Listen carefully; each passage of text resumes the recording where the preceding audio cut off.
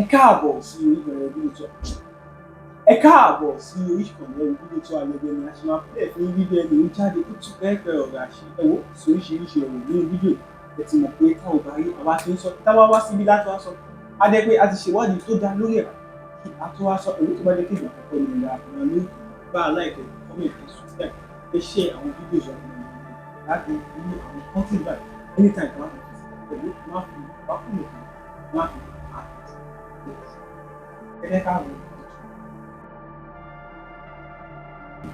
ojú ẹ fọ́ orí gbogbo tó ń ṣẹlẹ̀ over 5 years ago ló ti bẹ̀rẹ̀ pẹ̀lú Lizzy Anjorin. wọ́n ní kó máa lọ ṣe DNA wá wọ́n ní kó ṣe DNA test ọmọ wa before kí Lizzy tó marry ni bàbá bàbá Mr. wa ti ń béèrè DNA ṣe bí o gbọ́ nínú etí ẹ di sọ fún Fọlá kó supply ní voice note tó record kó lọ jókòó dáadáa kó digest ẹ kó tó máa mọ ọ̀rọ̀ tó máa dá sí ọ̀dẹ̀ at your age wọ́n bọ́ síta wọ́n fún ojú wèrè lójọ́ mẹ́ Mohbad kú ọwọ́ Iyabo Olùdó ló mú ìyàwó Mohbad sábẹ́ ó ní wọ́n kọ́kọ́ pè bí Mohbad ṣe kú ìwọ́n sọ wípé Iyabo Òjó ò rí Mohbad rí ọ̀ntì tó lọ sí London kóró gbá lẹ́nu ẹ̀ ṣé Iyabo Òjó ló sọ fún ẹ bẹ́ẹ̀ pé òun ò rí Mohbad rí ọ̀ntì ìgbà tí polo mú lọ sí London ló mú wá sí UK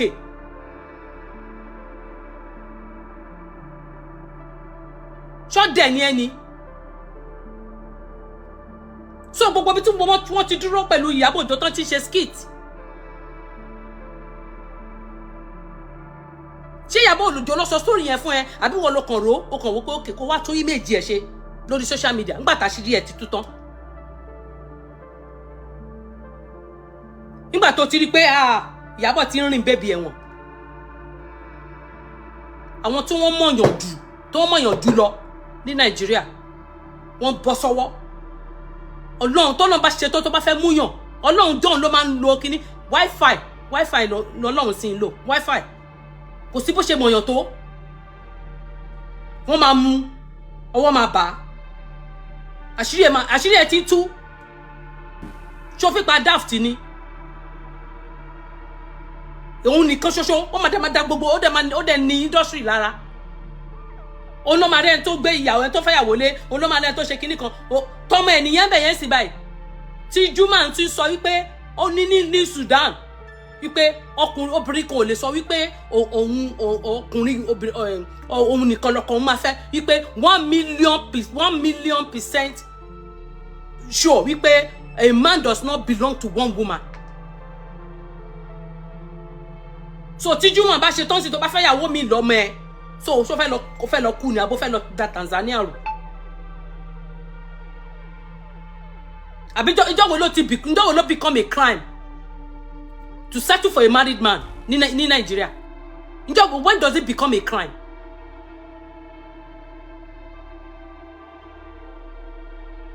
when does it become a crime tí gbogbo yín náà ṣe yanyanyan bí ọmọ ẹ̀dẹ̀ ṣe yanyanyan bí ọmọ lékéwú àtàgbà àtọmọ kékeré kò wá sílẹ̀ tọpọlọ rẹ̀ tiẹ̀ wá pẹ́nu yín.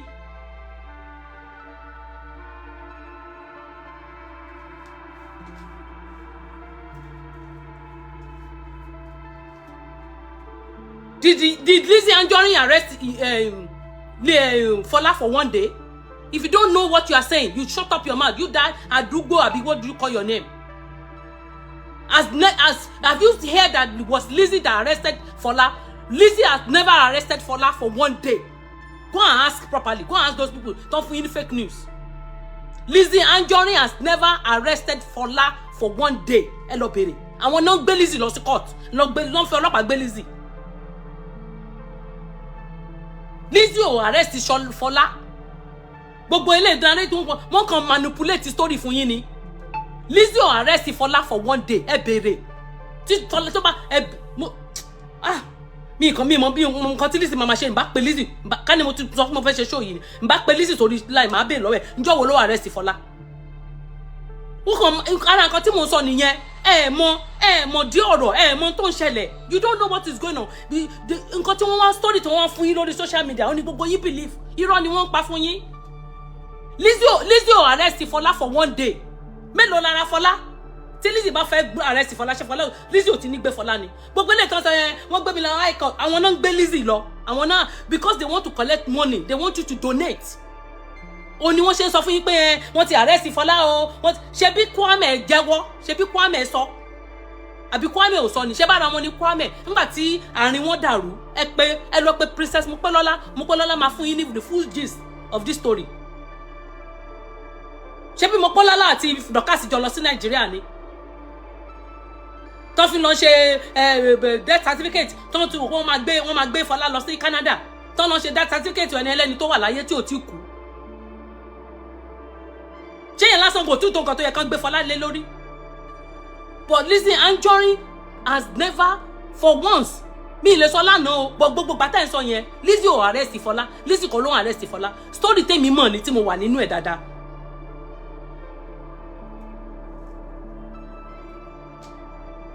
Okay, Lizzy is online. Lizzy ò arrest Fọlá for one day.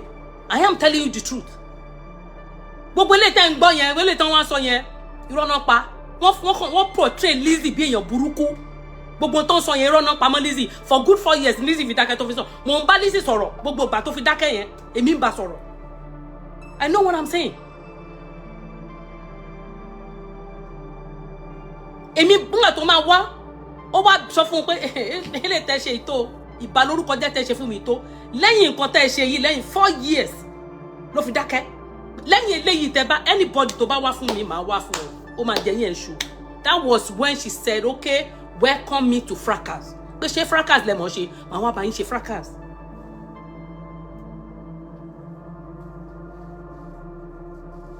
Okay, you think you are not intelligent ó sọ fún wọn pé you are not intelligent. Ó jẹ́ ká mọ̀ pé they are not intelligent. Pé gbogbo irọ́ tán pa wọ́n kàn múrọ́ how is it possible?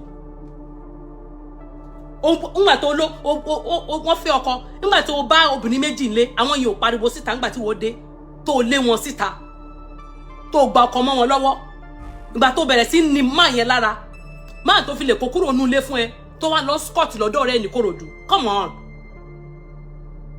on ṣé inú ilé Fọlá ni Mr. Lawal wà nígbà tí òun àti Kíní fẹ́ra ni? No. He wasn't living with Fọlá. He was living with his friend ní Kòròdú. That was the reason why tó ṣe hen tó jẹ́ pé nígbà tó ṣe ìyàwó bí nǹkan mo ló fẹ́ lọ. That was why she ended up in Lekki. Abẹ́fẹ́ kí Lizzy kó lọ Kòròdú ni. Come on nǹkan tí ẹ lè gbà nǹkan tí ò lè ṣẹlẹ̀ lẹ máa ń ran kankan egun etí mọ́.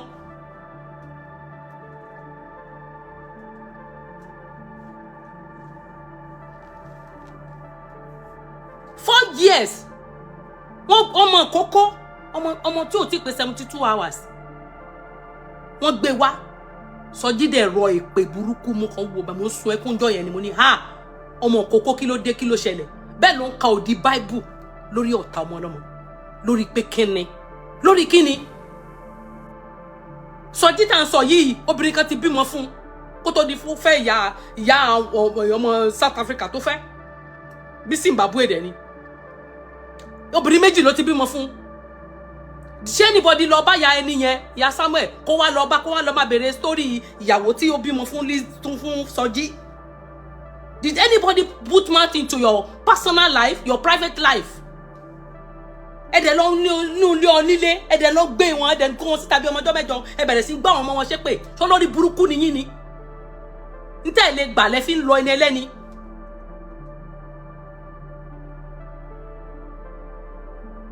Nobody arrested Fọlá. They are the one that went to station that arrested.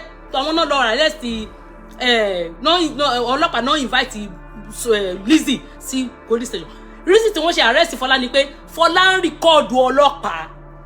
Gbọ́ yìí òun follow ohun tó ń ṣẹlẹ̀ ni. Fọlá ń rìkọ́ọ̀dù ọlọ́pàá secretly. Wọ́n dẹ̀ ka People record. That was why the reason why she was arrested. On record àwọn ọlọ́pàá fún this lover.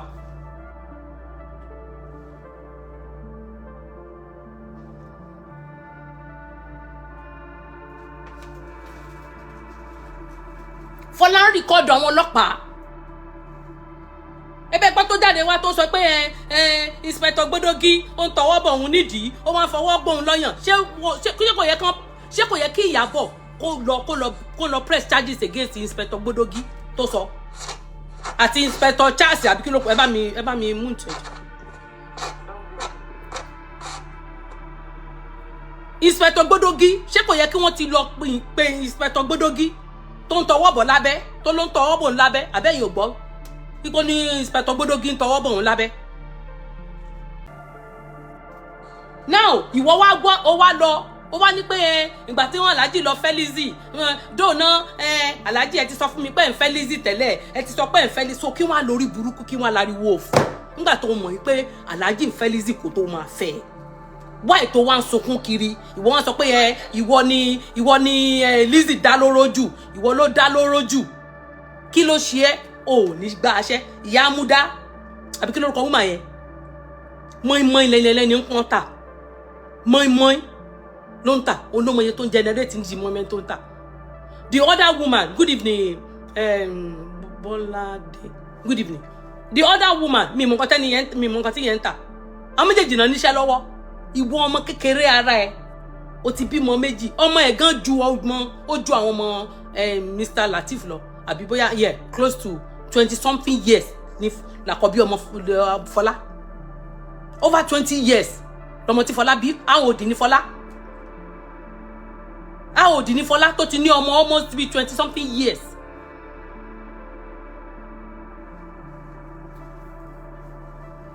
Ṣé torí pé lọ́mọ lọ́wọ́ yẹn ni kó má níṣẹ́, kó má nígbàṣẹ́? Kò níṣẹ́ kò ṣàbọ̀. Nígbà tí ó kọ́kọ́ lọ sọ́dọ̀ Sọjí, nígbà wọ́n máa donate owó fún 5-something million ni wọ́n donate fún. I'm talking about 5 years ago. You know what 5-something million can do? Ó lọ owó bọ̀ kó tó dé, ó ti squander owó. Ó ti ná owó tán dá fún. Ó ti ná tán, ó lọ ṣe party. Ọmọ ẹ̀ pé 1 year ńgbà yẹn, ó lọ ṣe birthday, ó lọ fowó ṣe birthday fọ́mọ. Ìwọ tó ní gbàṣẹ́ lọ́wọ́ tó ń ṣe party fọ́mọ. Ó lọ ṣe elaborate birthday fọ́mọ. A máa raṣọ, a máa lọ party, bẹ́ẹ̀ ṣe ní lágbo Wàsíù Àyìndé, lẹ́ máa rí lágbo Pasuma, lẹ́ máa rí lágbo Màláíkà. Ó dẹ̀ kọ́ ọmọ dání. Now, of recent nígbà tí ọ̀rọ̀ yìí ṣẹlẹ̀ yín sí yìí, kí ló ń porúkọ ẹ̀? Kí ló ń woman yìí? Tó ń godmother wọn, Rosula. Òun ló gba ọmọ ẹ̀ tó fún ní ọmọ ẹ̀ ní scholarship. Ọmọ méjì tó dàgbà yẹn. Wọ́n fún ní scholarship ni. Wọ́n fún ọmọ yẹn ní scholarship. So kí ló ṣe tí o lè tọ́jú ọmọ kékèké tó kù? O ní gbàṣẹ́. Wọ́n náà o ti di actress lójú ara ẹ̀, wọ́n náà ti di celebrity lójú ara ẹ̀ nìyẹn. You are living into life tó lè maintain. Ìwọ lọ láì làwọ wá jáde wá ń tẹ́wọ́ pé she's a good person, àní kì í ṣe good person. Kò kí ló dé tó ń tọnu bọ ìgbésí ayé aláyé, family oní family. Òun ló ń da bàbá Mohbad láàmú. Iyabo Ojo ló ń da bàbá Mohbad láàmú. Tó ṣọlé ayé bàbá Mohbad bó rádaràda báyìí. Òun ló bá bàbá Mohbad débi tó délé ni tí ò tẹ́tí rí, tí òun ló ní bàbá nígbà tẹ́ frustrate ẹ̀ mú doctor's report kalẹ̀ tó máa fi gbé ọmọ lọ sí mortuary, tó máa fi lè fọkàn balẹ̀ prepare burial, proper burial fọ́mọ ẹ̀ ṣe bẹ́ẹ̀ ẹ mú police report, doctor's report ẹ mú pamọ́. Bàbá wà forced láti lọ sí police station nígbà tí ẹ fún ní doctor's report. Ó dé police station, wọ́n béèrè doctor's report tó jẹ́ pé wà lọ́wọ́ Darosa àti Wùmí. Wọ́n release ẹ̀ fún bàbá Mohbad. So àwọn ọlọ́pàá kọ̀ láti fún bàbá Mohbad ní kí náà porúkọ ẹ̀. Wọ́n kọ̀ láti fún bàbá Mohbad ní report, police report láti gbé ọmọ lọ sí mortuary. Ọmọ tó ti kú, ẹni ló kú láàrin 3 hours. Ẹ ti sáré ẹ̀ ń bá mu ọmọ tó kú láàrin 3 hours. Ṣé ẹ máa ẹ̀ bá mu òkú tó kú láàrin 3 hours? Whereas ẹ ti pa Mohbad láti ìdajì Monday. tó ti bleed tó ti kú ẹ mọ̀ bẹ́ẹ̀ ṣe máa ṣe Iyabo Ojo yìí ni wọ́n pè ṣé Iyabo Ojo wà láàrin family Aloba ṣé ó wà láàrin family Lawali kí ló dé tó ń yọnu kiri Iyabo ó dẹ̀ mọ́ gbèsè ayé ẹ.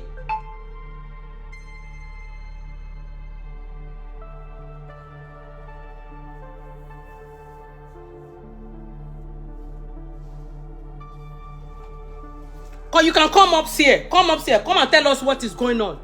Come and tell us. We are saying what you brought on social media. The Wura.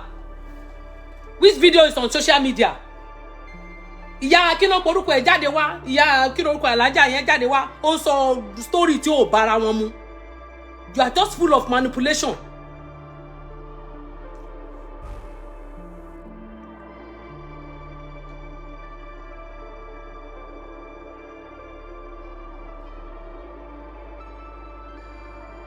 God bless you, jare Gloria. On so story tí ó ṣe, Lizzy arrest Fola. Mo Lizzy fi arrest Fola. Lizzy arrest Fola. Àwọn ọlọ́pàá náà detain Fola nígbà tó record wọn. Àwọn ọlọ́pàá ni wọ́n detain Fola nígbà tó record ọlọ́pàá ní police ní station. Sister, ẹ káàbọ̀ sir. Yes sir, ẹ kálẹ́ sir. You're welcome, sir. Taniye, Lady Queen. Yes, sir. Wọ́n gbọ́ yín, sir. Wọ́n ní pé tó bá ní àwàsá. Wọ́n máa ń fi èkó, ọmọ èkó, àbí ló ṣe máa ń pè. No, àbí tí wọ́n ṣe máa sọ. Sister mi, ẹ̀yẹ́ ọmọ Yorùbá mo yẹ kẹ́ ẹ máa kọ́ Yorùbá tó yẹ mo ṣe máa kọ́ wọlé. Torí mo dẹ̀ máa ń jọ bọ̀bọ̀ tó bá ṣe kinní yẹn. Wọ́n ní ẹni tó bá rí ní àwàsá náà máa ń fi kùrọ̀ ọ́ lọ àbí nǹkan.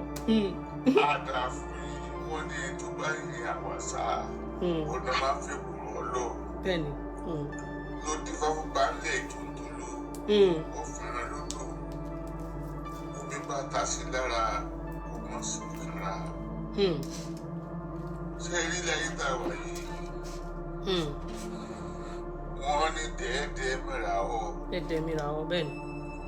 Wọ́n dẹ̀ máa ń sọ fáwọn èèyàn pé tí ọba ti lè gbà nítorí òwò àti ilé gbà kó má fi lọ tàdíkà. Exactly. Lórí pé ilẹ̀ yìí tá a wà yìí, wọ́n ní all animals are equal except the one that climb to the trees. Apárúkún ọ̀dẹ̀ gájú kan lọ àfi tó bá gorí ebè. Tó bá dẹ̀ gorí ebè ni kò sọ àtọ́kùn ajábọ́ kó mọ̀ lọ ṣubú délé tí ó tún máa kú díẹ̀ tó wà lè lọ. Ṣé ìwé tí Iyabo Ojo fi ṣe mi ò blame ìjọba Nàìjíríà ni mo blame. Because if Nigeria government is functioning very well, mainly Lagos State, a state of excellence. Tí ìgbọ́ndé lọ́ra bàràbàrà báyìí, with the population of millions of people in Lagos. Ṣé káwọn èèyàn tí ò dín ẹbí tí ò lára tí ò lọ tó máa dáhùn ìjọba àríwóríwó. Tẹ́gbà ti fi owó tọrọ fún àwọn àrísítò wọn sí kò sọ tó wà láyé tábí ọ̀run òkè ń gbọ́. Láyé Solomon ó ṣe níyàwó tó onígbùkọ́ báyìí tó pọ̀ rẹpẹtẹ lámọ̀yé àlè. Ìyàwó tẹ bá nílé tí ò bá tẹ́lẹ̀ ọ̀nà tó kó wọn akọ́ ìwé lọ. Kò change ní ti ọkùnrin ní àwọn ọlọ́gbọ̀n wọn tó tà lọ́fẹ̀ẹ́ fún yín. Débi pé odidi èèyàn máa ń sọ pé odidi ọmọ máa kú. Bá a ní àlẹ́ ìgbáyọ̀ bá ní àgbáyọ̀ bá ní ìṣẹ̀lẹ̀ lọ́la. Ṣé orílẹ̀-èdè wa ṣe máa arúgbó ara wa náà? Ní ìyá tó jẹ́ pé ọmọ tó fún arúgbó ara bí ẹ tún ṣépè fún pọ́tẹ̀ máa. Ẹ máa gbádùn mi lọ sí sísá mi. Ọmọ yẹn wá jẹ́ fún ọmọ alálùbárí kí àjọ ògbó ọmọ tó dẹ̀ kú sínú ilé ara ẹ̀ tí èlò náà ti tì mọ́tò pa. Ká ló bá pẹ̀lú ìjọba tí Joseph Adébọ̀ bá lọ sínú ilé ẹ̀ ni. Wọ́n lè lọ ju ọ̀tọ̀ mẹ́sùn. Wọ́n lè lọ jù síbì kan ní àwọn ọmọbi tó lọ. God bless you.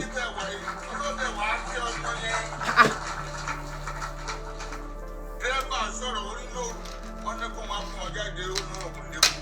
Ká ló bá lẹ́kọ̀ọ́ náà ṣé ń pẹ̀lẹ́ jẹ́ ìdáná náà máa dẹ́rẹ́ máa gbọ́ mẹ́ká kiri. list. Oh, alákálẹ̀ òru yẹn ká lè gbówó àgbọn nígbà ìjọba ẹ̀rọ wà lọ́wọ́ pé má ti fọ́nà sínú kákọ́ọ̀sì. Ṣé ní Nigeria government, they need to change their orientation and the way they are dealing with we citizens. Torí tàbá lọ change yẹ tó bá di jọ wájú kó wọ́n ti bẹ̀rẹ̀ máa fẹ́ ká bí fáwọn citizens náà máa tún káwọn náà máa ju olóko pa. Exactly. Because inú wọn ò dùn. Bẹ́ẹ̀ni. Láti jọ́ tí mo bá yìí ti kú sí ká má di judgment. Ìyàwó tó ń bẹ nílé wọn tó ń pa ọmọ lọ́mọ ìgbàgbé ìjọba àtàlẹ̀ ìtì mẹ́wọ̀n. So pàtẹ́bàlẹ̀ ṣe báyìí àwọn mìíràn tó believe pé it's liable for them to be killing human being bẹ́ẹ̀ pé orí ẹ̀gbọ́n jíìpù lórí ìbálù lọ. Ẹ wo setup tó ṣe fún Naira Marley, ẹ wo bó ṣe condemn ọmọ ọlọ́mọ tó bà kárí ọmọ ọlọ́mọ jẹ́. Wọ́n kà bú. Bẹ́ẹ̀ bá tẹ̀ máa fẹ́ charge èèyàn Naira Marley gan ló yẹ kó charge Iyabo ní $10 billion. Bẹ́ẹ̀ni. For what you done in that guy's life. Sorry, Naira Marley gan gbọ́ ni, àbẹ́kọ̀ bẹ̀rẹ̀ ń gbọ́ ni, àbí ẹ̀ṣẹ̀ wọlé gbé ṣe ayé tó lẹ̀ ní pé ó fẹ́ kọ́ mọ́. Wá tọ́nu gbogbo the whole world against ẹ.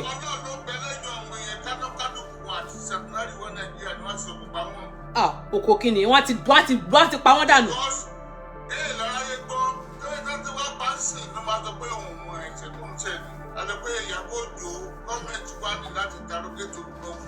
Yes. What concern Italoba family? What is our relationship with women? Exactly. Our government criminal, one or two doctors, and that really you people have something common. Exactly. What is the godmother and all those oceans of Lagos, maybe the world? They just come to stop all this, so if not so, I'm God bless you.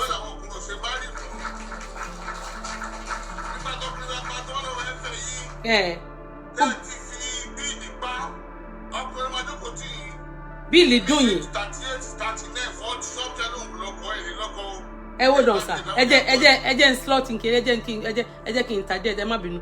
Bíìlì dùn yìí. Àwọn ọmọ yìí ọkùnrin wọ́n máa gbé ọmọbìnrin kan, àwọn bíi 4 máa bá sùn. Nítorí pé wọ́n fẹ́ sanwó fún. Àwọn bíi 4 máa bá ọmọbìnrin sùn, ọmọbìnrin kan. Wọ́n ṣe ń do ní fùrọ̀ náà máa do ní kíní. Wọ́n máa bá wọn ti bá yé àwọn ọmọ jẹ́.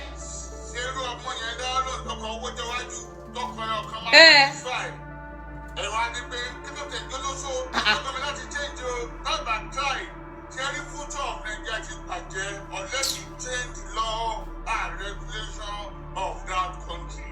We are not happy with what is happening in Nigeria. At all. God bless you, sir. Sherry, àwọn ọmọ yìí pé bóyá wọ́n gbé wọn kọ́ ni nǹkan tí mo ṣe mọ̀. Sherry, circumstances máa mú ọmọ mi ṣẹ̀ṣẹ̀kúṣe.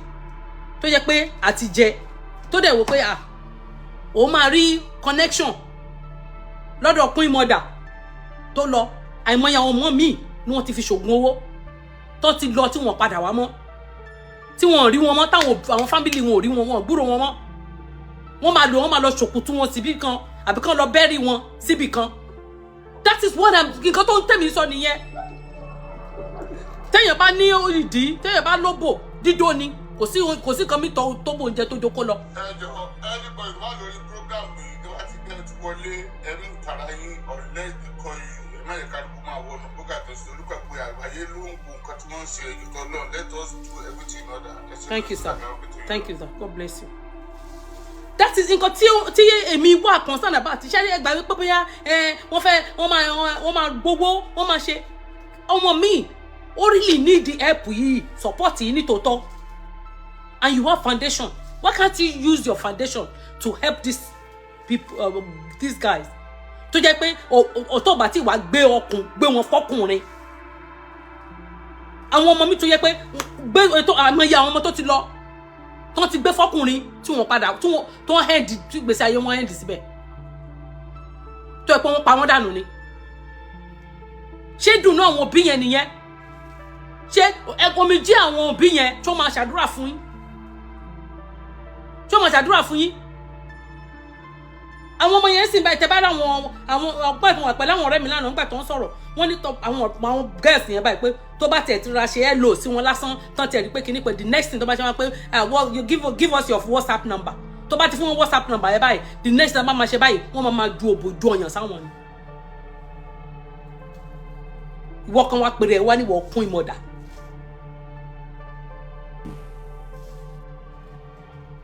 gbogbo yìí dẹ̀dẹ̀ máa bí mo bọ́ àwọn ìyá ìwọ́n dẹ̀ lọ́mọ. Me, they were surprised because a very good example irú èèyàn tẹ́ jẹ́ Onesabod. Look at her. Bó ṣe ń yamayama kò sẹ́ni tí ò lè dó kò sẹ́ni tí ò lè bá sùn. Ó ń dọ́kọ ọmọ ẹ̀. Òun àtọmọ ẹ̀ jọ ń dókó dóni eléyìí ṣe pé bẹ́ẹ̀ mo ń bàjẹ́ tí má dẹ̀ bàjẹ́ kọ́ lọ bàbá ló wà ń bì tí má parọ́. Ẹ tó bá máa parọ́ lálẹ́ lẹ́nu wà lọ́run. Bàbá sì ń bí o. Okay, bàbá ti lọ.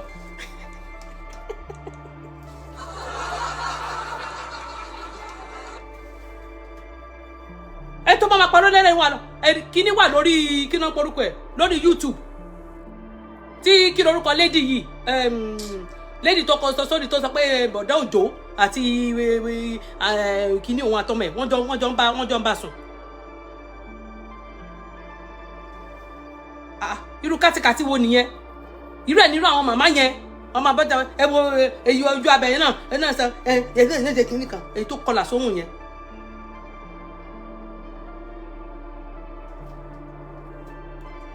Wọ́n ní fọ̀rẹ́ rẹ̀ hàn mí àdèmọ̀rú èèyàn tó jẹ́ èyí arọ tó wà lórí wheelchair kí ló ń porúkọ ẹ̀ ọ̀rẹ́ olúwa àbí kí ló porúkọ ẹ̀ ẹ lọ gbọ́ àwọn ọ̀rọ̀ tó ń jáde lẹ́nu níjọ́ tí mo gbé wá sí bíbá yìí ó ń gbọ̀n lẹ́nu ni tí mo gbé wá sí bíbá yìí kó ń gbọ̀n lẹ́nu ni. ṣé irú life tán fẹ́ máa live nìyẹn ẹ forget you don't need to like me mi ìfẹ́ mi kò fẹ́ mọ̀ ẹ́ mi kò fẹ́ mọ̀ ẹ́ o ní láti like mi gbogbo igbó nílé ẹ mi ò èmi kò fẹ́ mọ̀ ẹ́ bẹ́ẹ̀ jẹ́ ká bára wa sòdodo ọ̀rọ̀ òtítọ́ ọ̀rọ̀ ẹ jẹ́ ká bára wa sòdodo ọ̀rọ̀ àwọn ọmọ yìí pé nínú Nollywood òṣì ni wọ́n máa ń ṣe ń bẹ̀ òṣì rátamáàrájọ inú fíìmù ni wọ́n ti máa ń pìkì wọn wípé ọmọ yẹn mo fẹ́ do Island ni èmi wà ní Dublin bíbá ni mo wà ní 2005-2006 tí gbogbo wọn tó kóra wọn wá boyfriend mi wà nínú àwọn tó mú mo forúkọ dá gbogbo ẹ̀yẹn láṣìírí toró ti márùn sí ó wà l'Amẹ́ríkà mo forúkọ bò láṣìírí àwọn méjèèjì ó wà l'Amẹ́ríkà àwọn méjèèjì ní boyfriend mi lọ gbé sùn and they are very close to these people ó gbogbo wọn mú mara wọn náà I know what I'm talking about. Tí yẹn bẹ̀ mí gbẹ̀ yẹn kí jẹ́ kó n kó CD mi fóun kí n ṣe ó dáa kí n bọ́ òun rà á kí bó ṣe èló ni mo fẹ́ san CD tí wọ́n tà ní 200 naira àbẹ́lò 500 naira ní Nàìjíríà ó gbé wábì ọ̀nà òfẹ́ tà ń 10 euro ó ló fẹ́ tà ń 10 euro mú kí mo fẹ́ fi ṣe tí má ti wò tán kí mo fẹ́ fi ṣe dùpà tí ló máa padà dà sí mi lọ́rùn tó fi ń bẹ̀ mí lọ́dún náà náà I used to have African shop ní Cork tó ní kó máa kó fún mi kí máa bó ń ta àbí kí máa bó ní mi ò ta CD o ìgbà yẹn máa ṣe mo máa ń fi kíní ṣé kẹsẹ̀ tí CD náà ṣe ń gbà yẹn òṣì ni wọ́n ṣe nínú Nollywood bàbá ọlọ́fà náà sọ kọ́nà dẹ̀là fún bàbá yẹn kọ́nà bá wà fọ̀rún kẹ́ bàbá yẹn sọ wípé nínú Nollywood pé ẹni tí wọn bá ti gboko tó kò bá ti kọjá nítan ẹ̀ nínú Nollywood kó wá sọ pé kò sóbìnrin náà ní tí wọ́n ṣe nìyẹn wọ́n máa ń dó wọn gba róò ni no tẹ́lẹ̀ mi kì í ṣe pé mo fi mi fẹ́ bí anybody jẹ́ o wàláì mi fi bà wọ́n jẹ́ that's what they do àwọn guys wa níbi àwọn ọkùnrin ní ìlú òyìnbó tó bá ti ń lọ wọ́n ti gba nọ́mbà wọn ọkùnrin tẹ́ ẹ̀ rírí èmi ò mọ̀ bó ṣe máa bọ́ra lẹ̀ fọkùnrin sí mi ò rírí tèmi àti òjò ní àdéhùn wípé mo fẹ́ fẹ́ mi ò fẹ́ màá dẹ̀ wá torí material things ẹ bá mi mute ẹjọ́ màá torí material things wàá wá pè mí wọ́n á ṣe màá wá gbọ́ra mi sílẹ̀ ìdíwòwò fún ẹ ó ṣí eré ní kí ló ẹ bá mi mute ẹ jọ̀ọ́ bẹ́ẹ̀ ṣe ń wọlé ẹ bá mi mute.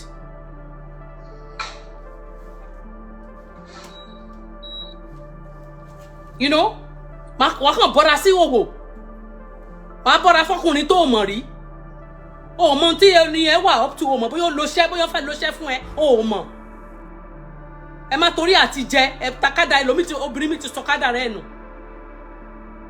You don't need to like me èmi kò fẹ́ like èmi kò fẹ́ mọ̀ ẹ rí tó bá bú mi màá bú ẹ bó bá ṣépè màá fi ẹ ṣépè màá fi ìran ẹ ṣépè.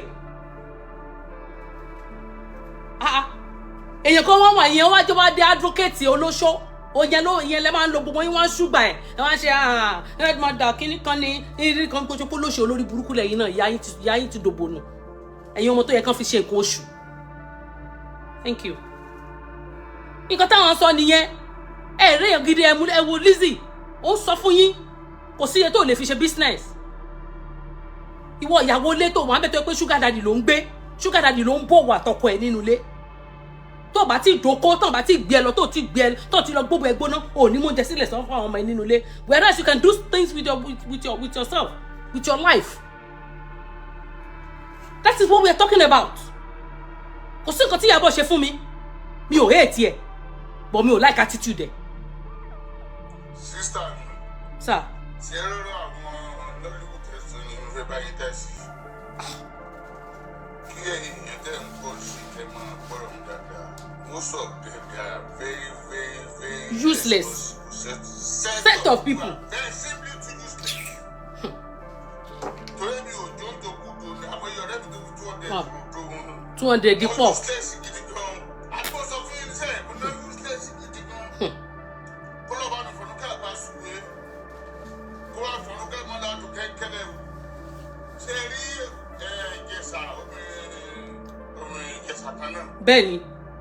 Lágbó Ọlọ́run ikú ò ní pàṣẹ ibi tó wà àrùn ní pàṣẹ ibi tó wà tó bá jáde ọ̀rọ̀ máa jáde nínú ẹ̀gbọ́n ọlọ́mọdé mi ń tọ́jú ọ̀dà nígbà tó bá wá sí ìlú. Mo rántí ìgbà tó wà ní 2007 kọ́ ni 2006 2005 mo rántí ọ̀dọ̀ alájà mo ti pàdé ẹ̀jọ́ yẹn ọ̀dọ̀ alájà Kimex.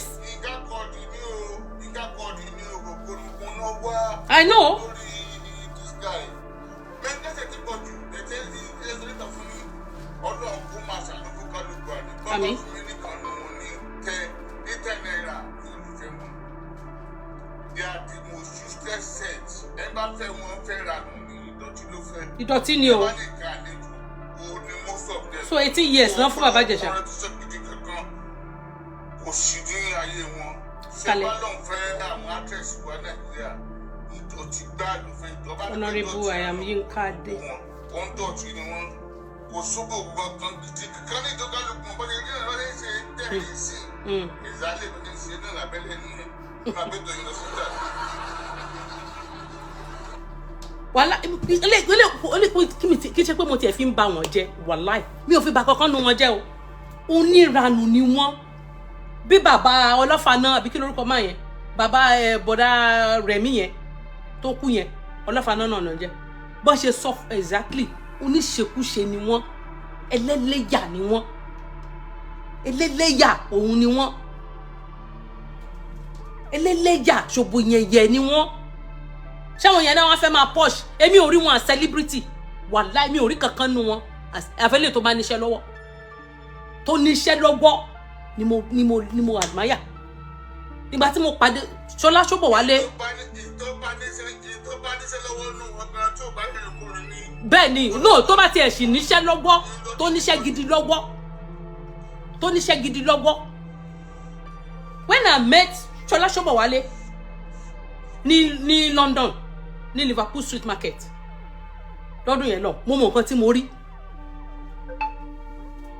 mo rí I respect her because ó wá fa iṣẹ́ ó wá ṣiṣẹ́ bọ̀ kò lè tán lára wèrè kó má pupa ẹ̀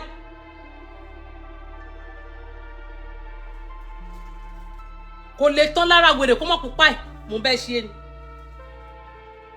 mi ò rí o mi ò pàdé anywhere rí o you understand what I'm saying and if you are a single parent if you are single you have right to date ẹ bá máa mute ẹ jọ̀ọ́ tẹ́ bá wọlé honorable ẹ bá máa mute ẹ jọ̀ọ́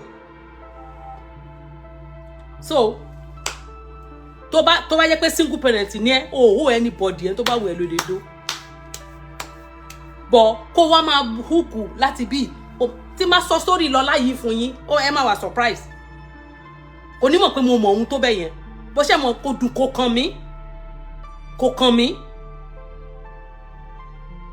kàn mí rárá imagine wo obìnrin kó máa fẹ́yàn kó wá bẹ ní ọ̀dọ̀ ẹ̀ ọ̀rẹ́ ẹ̀ kẹ́ wá di pé wọ́n ló wá wọ pyjamas ìwọ girlfriend èèyàn kan ó wá wọ pyjamas ó wá ń fẹ́ máa yẹn náà má wulẹ̀ gbọ̀n it's okay just replace yourself dúró níbi tó wà yẹn bọ̀ kó mọ ọmọ mi send ọmọ mi bó ṣe nìyẹn ìyẹn sọ fún pé kó replace ara ẹ̀ imagine ìyẹn lórí tó ń ṣe kìíní kan bí ìgbà tó pé etí rẹ̀ di so gbogbo ìgbà tí ó mú tó ń gbé Fọlá kò pé kó sọ fún gbà yẹn pé kó má dá sí má dá sí ní tó fẹ́ ṣe yìí má dá sí ó ń pẹ́ kọ́lé wa ni bèbí má dá sí tó bá ó mì pé òun mọ̀ nìyẹn òun mọ̀ Iyabo.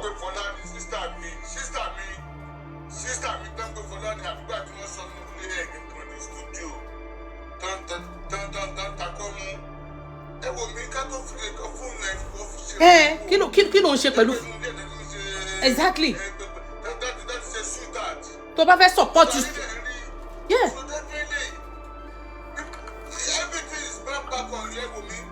oní wọ́n fìyà jẹ can you imagine Surely Ola ṣe rántí ṣe fẹ́ sọ̀rọ̀ Honorable I am Yinka Ade ẹ bá wa ẹ kalẹ̀ yes yes ma welcome yes ma Ọlọ́run àgbà wa Nàìjíríà lọ́wọ́ àwọn yẹyẹ Briti èmi ò rí wọn celebrity o ẹ̀yin èmi ò rí wọn èmi ò rí kankan nu wọn celebrity my food. Jerry most of the things dem pay and face ní ìjọba Nàìjíríà àwọn ni first corrupt system or department àwọn ní industry don't ṣàyà gẹ́lẹ́gẹ́lẹ́ yẹn. Every 2 months náà lọ máa ṣe BBL àbí BBL. wàhálà àwọn tí ènìyàn imagine wọ́n ṣe body enhancement. I'm telling you. Yeah. Nigeria there. You know. Yes. Okay now look at the case of this Iyabo now. Everywhere you go now almost everybody she's having issue. Almost everybody. Madam, you need to let me call you back when they finish, please. I have about 3 people that want to talk. Okay, I'll call you back. I'm listening. Yeah. Roughly everybody, every important person now in this country is talking evil of this Iyabo. And Iyabo, you know she has children. I know when you're going to shame me. Mommy, our video call. And lady here, people go. Also, go on lost the beach. America, woman lost the beach. Look, ìyẹn ti ní ìyẹn má sọ ìyẹn mọ́ ìyẹn ti ní mental problem tẹ.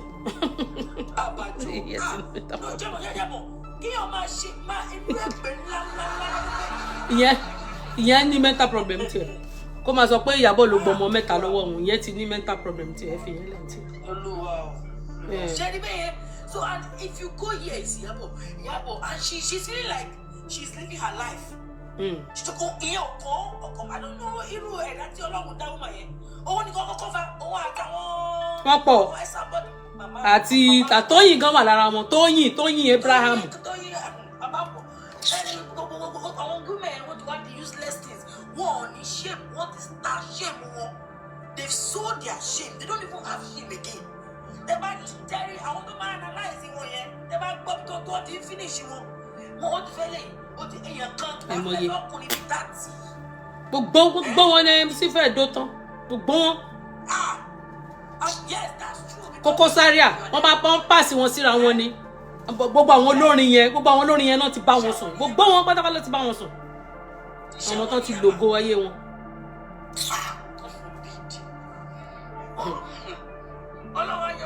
Amima, thank you. Tó ọ̀rọ̀ àìsàn máa wọ̀ ẹ jẹ́ ká ṣe common kobo ẹ jẹ́ ká ṣe kó pàpà ẹ ṣé gan ni thank you for submission God bless you yes Surely Ola ṣe tán tẹ fẹ́ sọ̀rọ̀. Yeah. Okay. Okay, all right. Yeah. Jerry Iyabo jù. Èèyàn lè gbàlùbọ́ ṣàlàyé kó lóun fẹ́ wẹ̀ fún ọ. Ohun tó ní kálukú bá gbé òun ló máa ká. Èrè ẹ̀ṣẹ̀ Iyabo Òjó ti tó láti jẹ. Ó dẹ̀ di dandan kó jí ẹ̀ṣẹ̀. Nítorí jẹ́jẹ́ lẹ́lẹ́bí jókòó sílẹ̀. Iyabo Òjó gangan hatred ló ní sí Lizzy. Lórí ló ṣe lo Fọlá exactly bẹ́ẹ̀ ni. Òun ló ṣe lo Fọlá wọlé. Mi ò rí rẹ́ẹ̀rí. Gbogbo tó wá lórí ọ̀rọ̀ Lizzy lórí ọ̀rọ̀ ta Lizzy láì ṣe Lizzy dáńfọlẹ̀ ló wà. Bẹ́ẹ̀ni. Ṣùgbọ́n náà jẹ́wọ́ agbára ẹ̀ nínú ayé Lizzy. Dìmọ́ tó bá ti wà nínú òótọ́ tó ti ń ṣòótọ́ kò sí bọ́tà ṣe lè gbógun tó máa borí ni. Nọ́mbà 1 ló wà nú ẹbí. Nọ́mbà 2 ó wà nú ọ̀rẹ́. Nọ́mbà 3 ó wà nú iṣẹ́. Nọ́mbà 4 ó wà láàárín àwọn tẹjọ wà lára tẹjọ pélé. Because tó bá rí ẹni rí pé òun lọ òun dán òun ṣe gbogbo ẹ̀ wọ́n máa bẹ̀rẹ̀ ọ̀tá pẹ̀lú ẹ̀ underground. But tí wọ́n bá ń ṣe òótọ́ ó ti dandan máa lékè òun lọ́rọ̀ Lizzy tó lékè wọn. Lizzy dẹ̀ ti lékè. Kò sí ọ̀nà tó fẹ́ gbà wọ̀. Àfi tọ́lọ́wọ́ ò bá sí lókè. Iyabo ṣẹ̀ṣẹ̀ bẹ̀rẹ̀ sí ni Iyabo máa ṣe sí ju báyìí lọ. Nítorí tí ọwọ́ ẹ̀ ò tó ló lọ fi gọ̀ǹgọ̀ fà á. Nítorí kò sí ètò kan nínú ọ̀rọ̀ tó wà lẹ́yìn rárá. Celebrity mélòó ló jáde lọ́wọ́ dá sọ̀rọ̀ Lizzy àti Fọlá. Ókè ló fẹ́ gbé Fọlá ó fẹ́ fi ṣe celebrity. Ṣèbí tó plan sílẹ̀ láti ilẹ̀ nìyẹn. Kó tó ní pé Fọlá gbé voice note Mr. Lawal jáde. Òun náà òun àti ike olórí burúkú ọmọ òfò tó lóyún ike tó lóun lóyún ike pẹ̀lú ṣì tó ń sọ lẹ́nu. Olórí burúkú ọmọ aláyé báyìí ẹni tó lóyún sọrí burúkú lórí Facebook báyìí. Èmi ò tẹ̀lé ibi tán ti ń fi oyún ṣe kìnìún fún ọgbẹ́kùn ló ń fi ṣé wọ́n máa ń display oyún bẹ́yẹn. Wo ọ̀nà straight from there àti mo jókòó sí mo ti ń gbọ́ torí mi ò tiẹ̀ láìkì láti máa lọ sórí platform yìí ṣó ti yé yín because ó sọ lẹ́ni wípé òun lòun rọ́dà ẹ̀kọ́ lòun jẹ́ kí Iyabo ọmọ Fọlá olórí burúkú ọmọ òun fúnra rẹ̀. Ó ṣókùnkùn sí ẹ má dá lóhùn. láti 2019 ló ti ń bú Lizzy ló ti ń bá ọkọ̀ Iyabo àti gbá ẹnu wọn àti Iyabo ti jọ wà. Bẹ́ẹ̀ni. Láti 2019 bí 2018 ló ti ń bú Lizzy. Tẹ́ bá gbàgbé ìgbà tí Lizzy bímọ, ó sọ pẹ̀lú fúnṣẹ̀ṣẹ̀ wípé ọ̀tá ọmọ Lizzy àti inú oyún lòun ti ń gbé ọ̀tá ọmọ Lizzy ṣe pé kí Lizzy tó bímọ rárá. Tẹ́ bá rántí ọ̀rọ̀ yẹn gbà tí God bless you. Yes.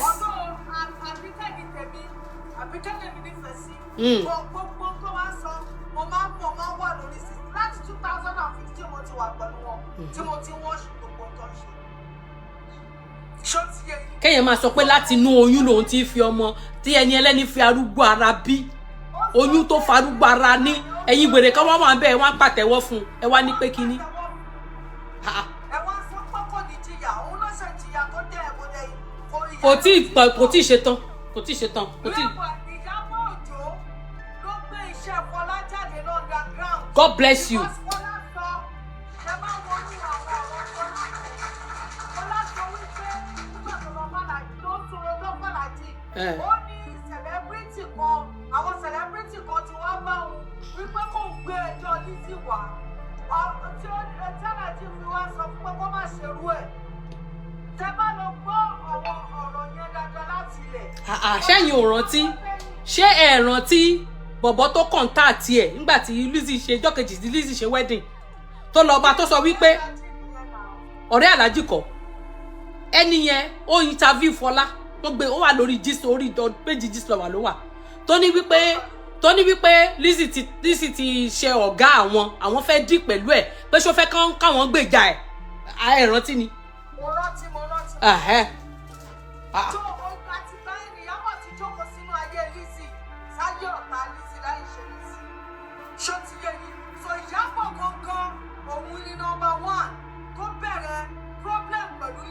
Bẹ́ẹ̀ni. So gbogbo ẹni tẹ́ ń gbèjà Ìyábọ̀ ẹ máa ṣe lásán ni. Nítorí tí ọ̀rọ̀ yóò kàn, ó lọ fẹ́ dá sí. Wà láìkàlà á gbé ẹrù tiẹ̀ sílẹ̀. Á fa tẹni ẹlẹ́ni. Bẹ́ẹ̀ni. Á lè ṣubú lórí ẹ̀. Kọ̀síkọ́níkà ìlú ẹni tó bá mọ̀ pé òun ò ní sọ òótọ́ ọ̀rọ̀, ó kúkú má yọjú kó má dá sí. Ìgbà tó ti ẹ́ sábọ̀dù, ṣé mọ̀ pé Lizzy àti Sábà tẹ́lẹ̀ wọ́n kọ̀ lábò tẹ́lẹ̀ ìgbà tí Ìyábọ̀ wọ àárín yẹn tó ti jẹ́ pé Sábọ̀dù lórí burúkú onígunlóbò tí ẹ ti fi tó ti join pẹ̀lú wọn Lizzy sá òun ni Ìyábọ̀ ló fi join àti ọmọ yìí kankan náà wà láàrin yẹn. Irọ́ o, ó ti wà pẹ̀lú Ìyábọ̀ o before Lizzy o. Wọ́n ti jọ wà o before Lizzy. Ṣó ti yé, but wọ́n close. Wọ́n close. God bless you. Ó ti wò wípé bóyá wọ́n máa rí àṣírí Lizzy. Àṣírí Lizzy, wọ́n lè fi tákù Lizzy. God bless you. But Lizzy, ó tẹ́mi ṣe lẹ́ẹ̀kẹ́. Very smart and calculate. Bẹ́ẹ̀ni.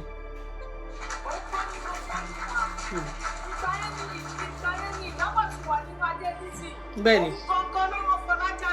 Exactly.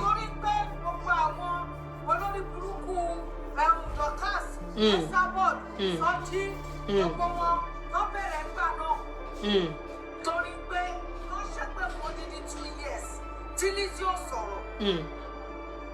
Kó tó di pé ìtara Lizzy fi gbégún jáde fún wọn. Bẹ́ẹ̀ni. Kọ́wọ́ pariwo Lizzy ṣe pẹ̀lú ìdájọ́ bẹ̀rẹ̀ pé Ìyábọ̀ tó jẹ́ kó ṣe pẹ̀lú underground. Bẹ́ẹ̀ni. Ìpè burúkú lórí pages. Ó dá owó sínú owó donation tó gbà níbi tó ti ń ṣe pẹ̀ fún Lizzy. Bẹ́ẹ̀ni. Àti Larin àti kí lorúkọ ẹ̀ òkú fara kí lorúkọ ẹ̀ Farida gbogbo wọn náà dáwọ́. Òun náà ni Larin gbogbo wọn náà dáwọ́. Gbogbo wọn pátá náà dáwọ́ sílẹ̀ nígbà tó rí pé ẹsẹ̀ Lizzy ti lọ gbogbo wọn pa Ìyábọ̀ tó ṣe gbójú jáde lọ́dọ̀ lọ́lá làwọn ní Canada. Bẹ́ẹ̀ni. Ìgbà yẹn ló gbójú jáde ẹ wọ́n wo ìgbà yẹn kó ṣe kú Lizzy tó ní sọ̀rọ̀ bọ̀ ọ́ ní tí ọwọ́ èèyàn ò bá tí kò kúdà. Kò kí n béèrè kú tó pa bàbá ẹ̀. Bẹ́ẹ̀ni. Ọwọ́ Lizzy tó kúdà ó ti tẹ ìkúdà báyìí gbogbo wọn pátápátá. Àlùpá alùdójúbolẹ̀. Àṣírí wọn àṣírí Ìyábọ̀ Pátá. wọn ní iṣẹ́ kọ̀ọ̀kan wọn nínú ajé. Sure. Iṣẹ́ wo ni Ìyábọ̀ ṣe? God bless you. Ẹ bá wa bí kí ló dé. Ẹ bá wa bẹ̀rẹ̀ bísínẹ́sì tí Ìyábọ̀ ṣe ẹjọ́ afẹ́mọ̀. Afẹ́mọ̀ sẹ́yìn Ìyábọ̀ ní Nàìjíríà. Kí ni impact Ìyábọ̀ àti this lover? Just want to know. Káwọn ìjọba Nàìjíríà kọ́ bá wa dá sí. Because ìjọ tó lọ sílé DJ Flash. Orí Gist Lover wọ́n ti screen ẹ̀ jáde. God bless you. Bẹ́ẹ̀ni. Báwo ni Gist Lover ṣe papọ̀ lọ́jà pọ̀ tó fi jẹ́ pé ìgbà tó wà nílé àwọn DJ Flash tó jẹ́ pé orí pílátífọ́ọ̀mù Gist Lover gangan ni wọ́n ti gbé show nothing scream DJ Flash gbọ́ wọ́n wá láwọn ọmọ ẹ̀ tó ń jẹ́ Gist Lover kí rọ̀ ẹ jókòó bẹ́ẹ̀. Báwo ni Gist Lover ló ṣe papọ̀ mọ́ Ìyábọ̀ ẹjọ́ ẹ bá wa bèrè. God bless you. Afẹ́ mọ Gist Lover tó ń bá gbogbo ayé ẹ̀ka ní Nàìjíríà.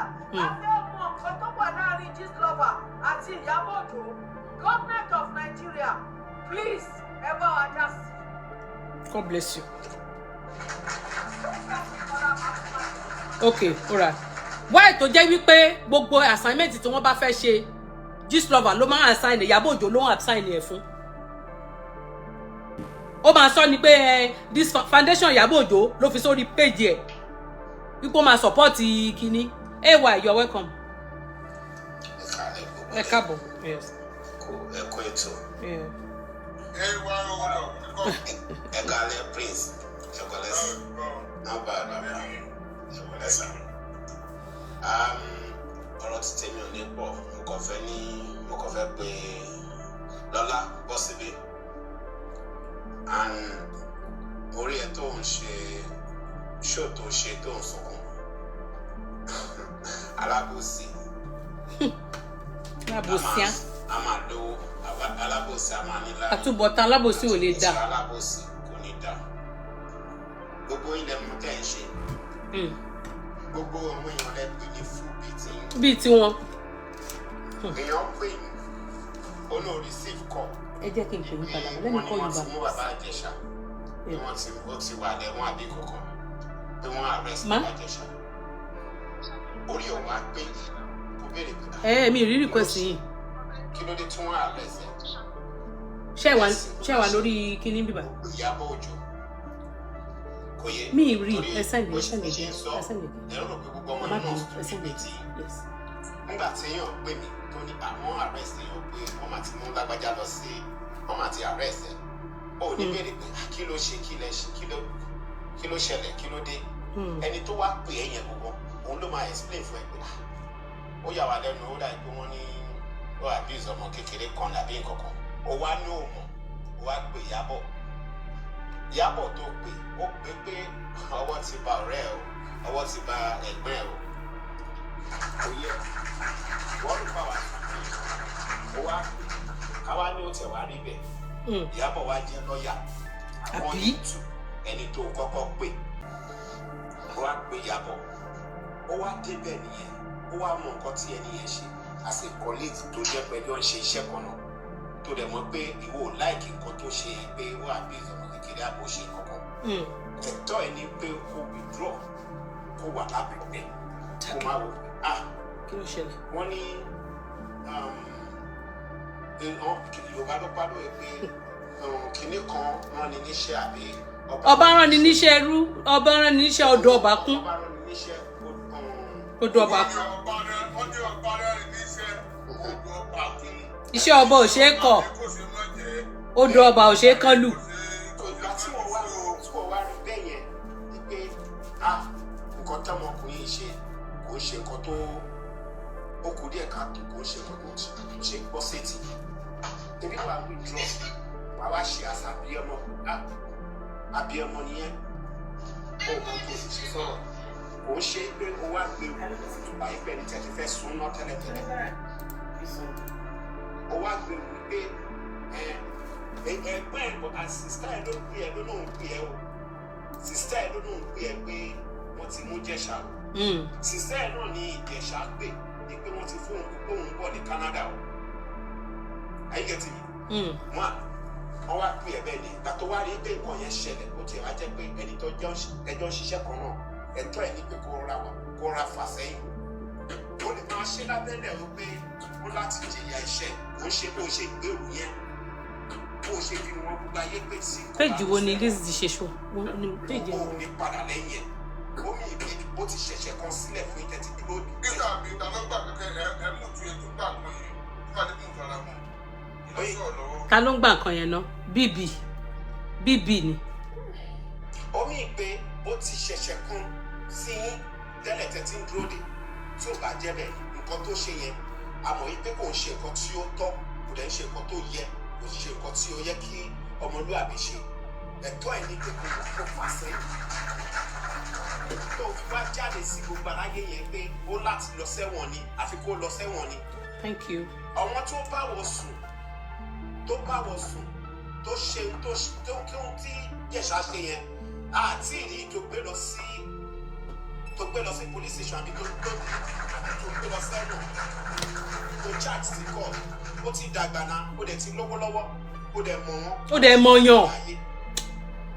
Kò sí nǹkan tó gbé kò sí ẹ̀ṣẹ̀ kan tó gbé bí èèyàn ṣe ẹ̀ṣẹ̀ 20 years or 30 years wọ́n sì lè gbé lọ sẹ́wọ̀n. Exactly. lọ́ọ̀kẹ́ yẹ tó bá ní proof lọ́wọ́ yóò ṣe yẹn ó wá ní ó láti lọ sẹ́wọ̀n ìwọ àtàntí ẹ ìlànà lẹ́jọ́ ń ṣe ó máa support ẹ ayíkẹ́tì mi lọ́ọ́ máa support ẹ tó oníranù ní gbogbo yín kò yé ó yé ya wọn kò sí ẹnì kankan but ó yé ya wọn. ìran obìnrin ló ń ṣèrànù àyíkẹ́tì mi ìran obìnrin ló ń ṣèrànù but ìranù máa ń ní limit ó máa ń ní torí àwọn oníṣẹ́ pé kẹ́ má fi pamọ́ ayé kọyàn kẹ́ fi kọ iyọ̀ ẹ̀yin lẹ́ni pamọ́ ayé kò yé kò sí tó kọ anybody pẹ̀lú yẹn but ti ẹ̀ṣẹ̀ tó ń ṣẹ̀ tọ́mọ kan àwọn tó rí wọn ò pé àwọn tí wọ́n tó jẹ́ pé ọpọlọ wọn ti yòrò ná èlé náà sọ pé Ìyábọ̀ èèyàn gidi ni Ìyábọ̀ ní kinní kan wọ́n gbó woman kan sẹ́yìn ò gbọ́dọ̀ dárúkọ àwọn èèyàn náà pẹ̀lú àwọn tí wọ́n máa aláṣẹ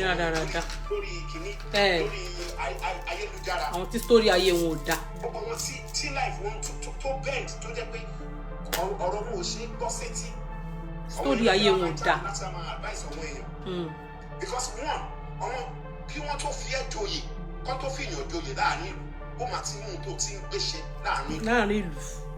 Àìjẹ́tì mi ìṣú wọn fi ń pè ní ìròyìn kúrú mọ̀dà àwọn kúrú mọ̀dà yẹn wọ́n kó nǹkan tí àwọn kúrú mọ̀dà àwọn tí wọ́n fi jẹ́ tó fi ẹ́ joyè àwọn aláṣẹ́wó bíi tiẹ̀ ló fi ẹ́ joyè. This is reality. Kúrú mọ̀dà àwọn olóṣó nítorí yẹ kọ́ fún ẹ gọ́gọ́ nìyẹn. Àìjẹ́tì mi nǹkan tó yẹ kọ́ fún ẹ gọ́gọ́ nìyẹn kúrú mọ̀dà olóṣó ló yẹ kọ́ fún ẹ because èmi ò rí kọ̀kọ́ tó gbéṣe nínú ayé àwọn èèyàn tí wọ́n fi sọ ẹ́ di kúnyìn mọ̀dà.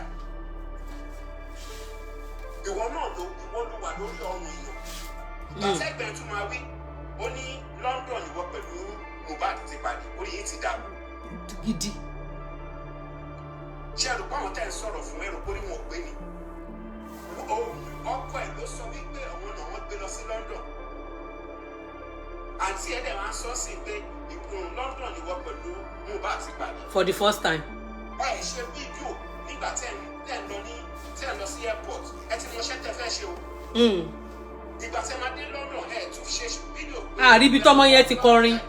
That kìíní kan and if you fẹ́ ṣe show níbi bye you guys need to come out you guys need to do this and this is where Mohbad want to do show. No promo no poster. There's nothing like that.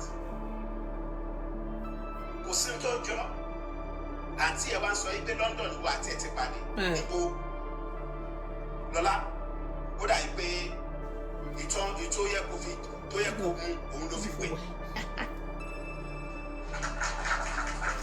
Ó ti ṣàgbọ́gbé. Jẹ́rí gbogbo ṣẹ́tẹ̀ ń ṣe gbogbo ilẹ̀ wọ́n àti ẹ̀rọ béèrè lọ́wọ́ yín wọ́n ní wọn mọ Gíslọ́bà àti mọ Gíslọ́bà lọ́jọ́ tó ti pẹ́ náà kí ló dé táwọn Gíslọ́bà ara wa. Kí ló bá Gíslọ́bà pẹ̀lú Iyabo?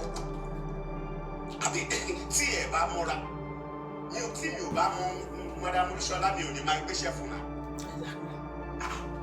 Tí àbájọ mọ́ra wa á lè máa gbéṣẹ́ fúnra wa pé òkè wọ́n lọ ṣojú ṣe mí bíbá wọ́n lọ ṣojú ṣe mí bíbá ṣé ẹ rò pé gbogbo ọ̀la stupid ni? Àbí ẹ rò pé gbogbo àwọn nǹkan tẹ̀ ń ṣe yìí ṣé ẹ rò pé à ń rí gbogbo tẹ̀ ń ṣe yìí gbogbo ẹ̀ là ń rí pátápátá. Ẹ má tọ̀ wá ẹ má fi wá àfọ̀ṣẹ́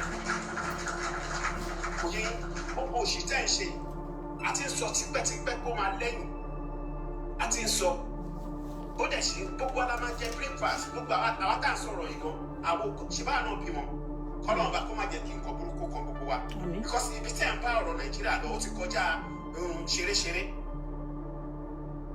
àwọn ọmọbìnrin wa wọn ò lè bọ́n fẹ́ ṣiṣẹ́ mọ́ tí bàbá ò lówó tó jẹ́ pé bàbá ẹ̀ gan kò ní bàbá ò ra ọ̀kadà kò ra kẹ̀kẹ́ débi kó fẹ́ ra ọ̀kadà tó bá fẹ́ marry àbí tó fẹ́ tẹ̀lẹ́kùnrin á máa béèrè lọ́wọ́ ẹ pé what do you have?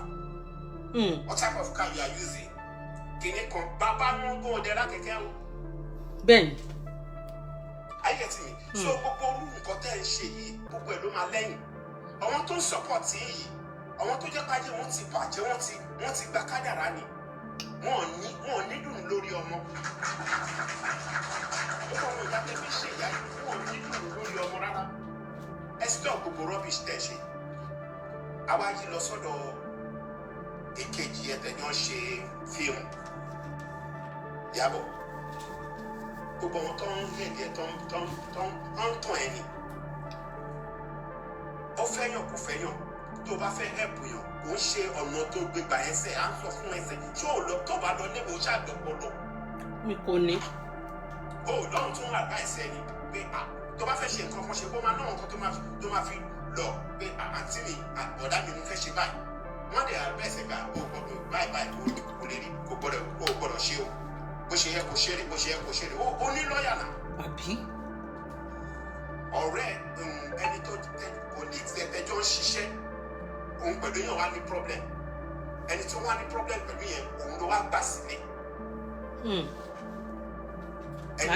ẹni ẹ̀ ṣoore oore wo ló ń ṣe gbogbo nǹkan tó ń ṣe pátápátá ṣòro pé yẹn náà ọ̀rọ̀ pé yẹn stupid ní gbogbo ẹ̀ ó ní rẹ́kọ̀dì ẹ lọ́wọ́ náà.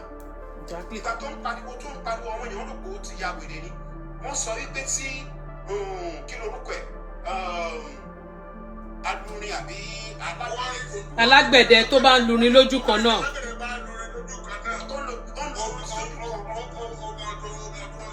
ọmọ tó ń ṣe náà. ajá ọ̀dẹ̀dẹ̀ dédé ń gbó tí ajá tí ó bá ń gbó ó ní nǹkan tó rí tó fi ń gbó. Exactly. nígbà tó ń sọ̀rọ̀ yẹn tó ń dárúkọ ẹ̀ tó ń sọ báyìí kínní kan àdó tó ṣe àkínní kan orí nǹkan tó òun lórí nǹkan tó rí náà ẹ̀yin tí mo dẹ̀ fẹ́ sọ fún àwọn èèyàn wa ní pé ẹ bẹ̀rù àwọn èèyàn tó jẹ́ pé wọ́n máa jẹ yín lẹ́yìn ẹsẹ̀. bẹ́ẹ̀ náà ó wà níyàwó ó wà lọ́kọ tí àwọn èèyàn máa sọ pé ọkọ ẹ̀yẹn dẹ̀ páyẹ̀ tí ọkọ ẹ̀yẹn dẹ̀ náà pọ̀ sí obìnrin yẹn ló mọ tó ń fèsì ní ọkọ yẹn bọ́ tó bá rójú àwọn èèyàn tó bá rí àwọn èèyàn tó bá wà láàrin public á máa ṣe bẹ́ẹ̀ ni péyàn tó gentle ni bọ́ tó bá wà pẹ̀lú ìyàwó ẹ̀ òun ló mọ nǹkan tó ń ṣe fún ọmọbìnrin yẹn bẹ́ẹ̀ dẹ̀ lóbìnrin bẹ́ẹ̀ náà ló wà lóbìnrin tó bá ti kó lóun ẹ̀dá bẹ́ẹ̀ nínú fámìlì ẹ̀ lè jù lọ fún wọn torí pé wọ́n lọ́ máa padà sọ ẹ́ di wèrè láàárín àwọn èèyàn wọ́n máa ní báwo ló ṣe ń pariwo àwọn ọ̀dẹ̀ nǹkan tó ń ṣe fún ẹ lábẹ́lẹ̀ ìwọ ló mọ̀ bẹ́ẹ̀ lọ̀rọ̀ Iyabo pẹ̀lú Lizzy.